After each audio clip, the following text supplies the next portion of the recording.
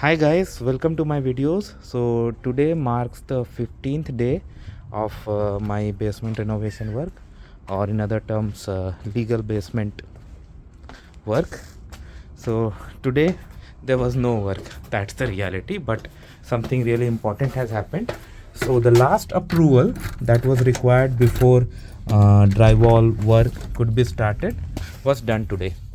So fire separation has been approved already today. It is yet to be updated on the city website, but the officer came and he reviewed everything and he passed it. So from tomorrow onwards they are gonna start the drywall. And now, like, if I describe in detail what it is, like, base is done. Now these drywalls are gonna be sticked, and then appliances and other things. So I had a brief call with the contractor and he said it shouldn't take much time now, because now base is ready. They are going to do some work upstairs too, because they are going to install fire alarms.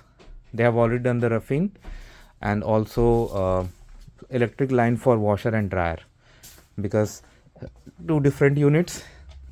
So dedicated laundry has to be over there. Now see this, like, but another concern I have is, as you can see this, I got to buy washer and dryer for my upstairs unit too, and most probably it's going to be stackable. I'm in touch with him. He'll tell me the specifications and other things before I buy, so that there is no last minute surprise. I'm excited, and yeah, things are fine. I'll give you progress tomorrow. So hopefully, if by tomorrow, when if drywall starts, like, a lot of these walls you see today will be walled with drywall. Okay, I don't know how far they will go in a single day, but most probably it shouldn't be taking much time, because they have already applied so many things. Now the only thing I'm worried at this moment is they are gonna upgrade my panel, so there'll be a brief outage for few hours or maybe even more.